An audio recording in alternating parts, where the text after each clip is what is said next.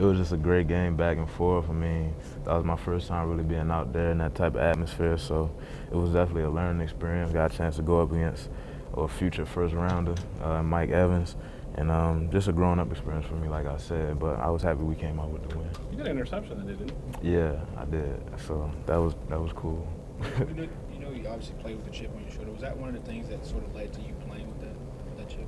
I mean, no, not necessarily. I mean, I've always been that way since I was little and playing sports and just being competitive, but that was definitely one of those kind of experiences where as though I got beat a few times, so just experiencing that and not wanting to feel like that again definitely motivated me to kind of get more focused and just kind of grind harder to do what I got to do to get better. Have you made a conscious effort this to... year? Where do you feel like you've grown from last season to this year, aside from just being healthier? Mentally, I just think I know what I'm doing pretty much all the time. There's no hesitation when I go out there and when I make a decision. Just me knowing what I'm supposed to do at every moment helps me play faster, and I think that can say the same for everybody. I mean, the more you know, the more you kind of comfortable with kind of the scheme, the faster you can go out there and play and just execute and make plays. Have coaches, whether it's been Mel, Kirby, or Nick, or whoever, told you at all just how well they think you've played? Has anybody said anything about that? I mean, not really. I mean, you can't really expect to get praised for doing well. That's pretty much expected. I mean, you shouldn't. If you take pride in your performance, you shouldn't need someone to kind of validate what you're doing. You know if you're doing well, if you're doing poorly, and it's all about you taking the right steps to keep doing that, being consistent, or step your game up. So they really don't have to kind of praise me for what I'm doing. I mean, I feel like it's what I'm supposed to do. Have you made a conscious effort this year to be more physical in the run game? It looks like you're coming up and a lot more aggressive this year. I mean, I think I've just got more opportunities to kind of show how physical I am. I've never been kind of a shy guy to contact. I've always prided myself on being physical. I mean, of course, I'm not the biggest guy, so that's something I really kind of force myself to do and just be physical at all times because, and like you said, he asked me, do I have a chip on my shoulder? Like, that's something that comes with it, just my physicality, too. So. I know against Georgia, you kind of took on that shutdown corner role, shutting down the opposing number one. Do you expect to do that a little bit with so many options at A&M, or are you going to stay to one side like before? We've talked about it, but I don't know if we're necessarily going to do that. I mean, because they go so fast, it's going to be hard to kind of match up with them at all times like that and on every down. So we'll see what coach wants to do, and I got to take it day by day and be a game time decision. So I really don't know. Plus, is it a question of who do you take away? They talk about their depth in the receiver corps. They're probably the deepest receiving corps we're going to see this year. Talented all across the board. So he asked, it's really going to be hard to kind of just key in on one guy and say we take him out of the game and we're going to be fine. But we just got to be solid all across the board in the secondary. Are they a team that does a lot of screen type stuff, little short passes to get their guys in space, or do they maybe take more shots downfield than some of the other teams with that kind of offense?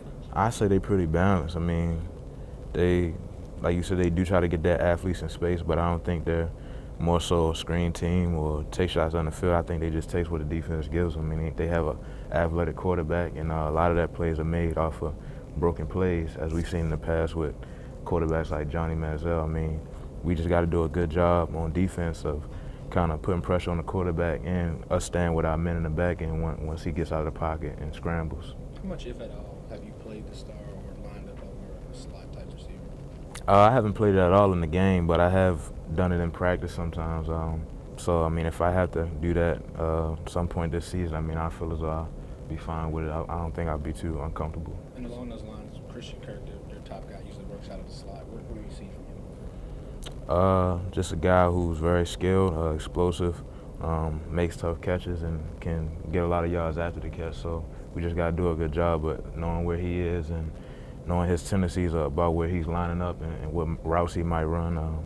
Overall, just everybody just executing their responsibility. Along those lines, how much do you think this game is going to be a big test on Minka, kind of man up a little bit with Kirk? I think it'll be a good test for him, but I mean, I think he'll be ready for it. Just with our preparation this week, that's what's going to determine how he's going to play in the game, just any other week would. So I don't think it's going to be something he has to worry about. Just come in, get better this week, learn the game plan, and I think he'll be ready to play on Saturday. It seems like you guys have done pretty well against the big plays this year, preventing the big ones in the meaningful moments of the game. What's been different in that aspect? I just think we're more focused this year, and we communicate better. I think that's a big thing in the secondary, is everybody being on the same page. Because, I mean, a lot of the times, I mean, it's not like guys are just going out there and beating us just strictly off of athletic ability, but a lot of times it's just busting the back end. And if you can prevent those and cut down on them, it limits the amount of big plays teams can make. Is this the most explosive offense you guys have faced to this point this year? I think as a whole, definitely. They got weapons at every position, so everybody just has to come out there and do their job. It's one of those games where, though, you got to shut your man down. You got to dominate kind of your box, like Coach says, and just everybody execute. So you said before about knowing within yourself just how you're playing. How much of a step forward do you feel like you've taken since last year? How would you grade yourself now? I'm really not sure. I mean, I just try to come out there and be consistent and make plays when I'm in position to. I don't go out there and try to do too much or try to get out of position to try to gamble and make plays. I just try to stay consistent, stay solid, work my technique, and if I'm in position to make plays when they come to me, then I'll make them. But early in the season, you talked about how Minka and Marlon would become more confident, they got more reps. Have you seen them turn the corner midway through the season? They've made some plays and things like that. I mean, you can definitely see that they're growing up and they're just more comfortable every time they step out there on Saturday. So, I mean, I knew that would come with time, just like it did for me. And I just think they're progressing just gradually, and then you can see it. I mean, I don't think it's necessarily been a specific kind of turning point, like you said, but they're just each week getting progressively better. What do you see from their quarterback? Has he got any Manziel in him? Man, yeah, you see glimpses. I mean, I don't think he's that creative and just that kind of, what can I say, just making. I don't think he's Manziel, let's just put it like that, but I mean, you definitely see the athletic ability, and he's capable of making those same type plays. But I just think it comes down to us not letting him get out of the pocket. Everybody staying tight in coverage at all times, even when he scrambles, and just having our discipline and knowing where everybody is at all times. What do you want to say, mine? Ricky Seals-Jones is this big guy, 6'5", I think, 230 something. If you have to match up with him, what do you expect from him? I mean, he's physical, big. I mean, he's probably going to try to use that. I mean, why wouldn't you? But, I mean, just got to do what you got to do to stop him. I mean, there's nothing really I can say that what I would do if I'm against him. I'm going to try to stop him just like I would anybody else. Sorry, just a bit off topic, but have you ever been recruited by Spurrier? And have you ever met him? And so, just your thoughts on a legendary coach like him stepping down today? Never met him. I wasn't recruited by him.